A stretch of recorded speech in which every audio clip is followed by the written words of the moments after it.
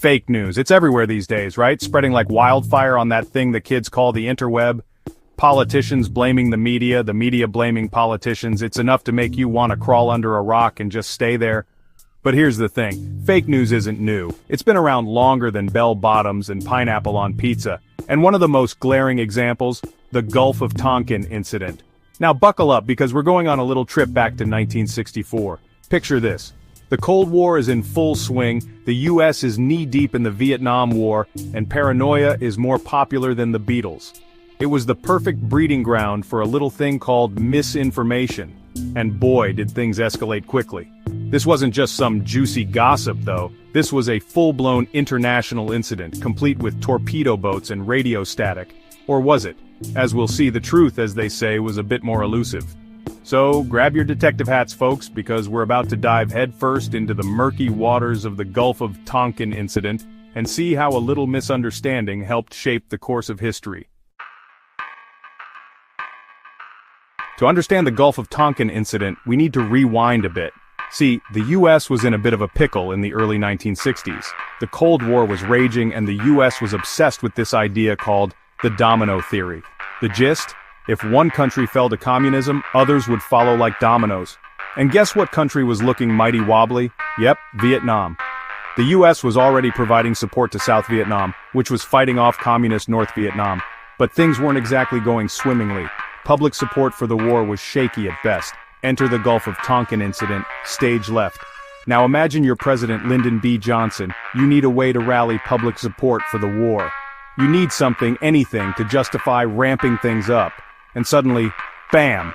You get a report that US destroyers have been attacked, not once but twice in the Gulf of Tonkin, just off the coast of North Vietnam. What a coincidence. So, what actually happened in those murky waters? Well, on August 2nd, 1964, the USS Maddox, a US destroyer, was conducting a little intelligence gathering, read spying, in the Gulf of Tonkin. Now, the North Vietnamese weren't too thrilled about this, and they sent out some torpedo boats. Shots were fired, things got tense, but the Maddox escaped relatively unscathed. Here's where things get fishy. 2 days later, on August 4th, the Maddox reported being under attack again. This time it was dark, stormy, and the reports were based on, shall we say, ambiguous evidence. Think sonar readings, radio chatter, and a whole lot of panicked shouting. But hey, when you're looking for a fight, who needs concrete proof, right? Based on these reports, President Johnson went on national television and announced that the US had been the victim of unprovoked aggression. He used this attack to justify the Gulf of Tonkin resolution, which gave him broad authority to escalate the war in Vietnam without a formal declaration of war. And just like that, the US was sucked deeper into the quagmire. Section 4, the fallout, from resolution to escalation. The Gulf of Tonkin resolution was a game-changer. It effectively gave President Johnson a blank check to wage war in Vietnam, and boy did he cash it. US involvement in the war escalated dramatically. Troop deployments skyrocketed, bombing campaigns intensified, the whole shebang. The American public, fueled by the attack in the Gulf of Tonkin, largely supported these actions. After all, they had been told their country had been attacked, right? Little did they know, the whole thing was about as real as a $3 bill. The Gulf of Tonkin incident became a rallying cry for the war hawks. It silenced dissent and created a climate of fear and patriotism. Anyone who questioned the official narrative was branded unpatriotic or worse, a communist sympathizer. Sound familiar? Section 5, Declassifying the Truth, the Pentagon Papers, and McNamara's admission. For years, the official narrative about the Gulf of Tonkin incident remained largely unchallenged, but in 1971, the truth started to trickle out, thanks to a little thing called the Pentagon Papers.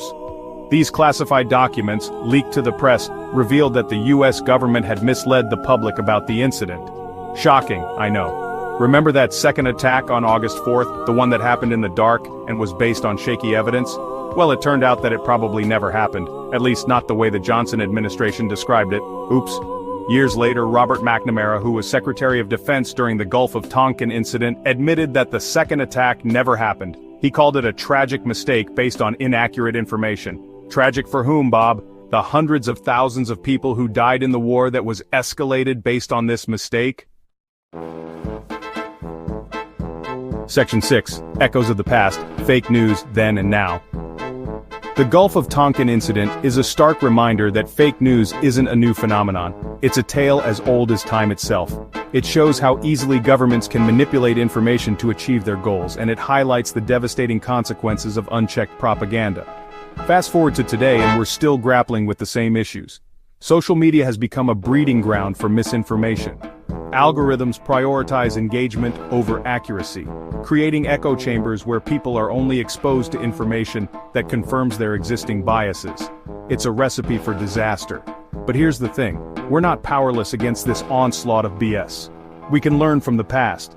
We can be more critical of the information we consume. We can demand better from our leaders and hold them accountable for their words and actions.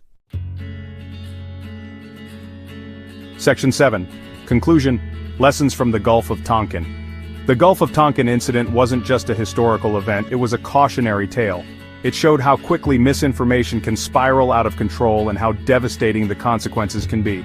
It's a reminder that we should always be wary of those in power, especially when they're trying to sell us something. So the next time you see a sensational headline or hear a politician making bold claims, remember the Gulf of Tonkin. Remember that things aren't always as they seem. And remember that the truth, like a good bowl of pho, is often more nuanced and complex than we'd like it to be. Stay vigilant.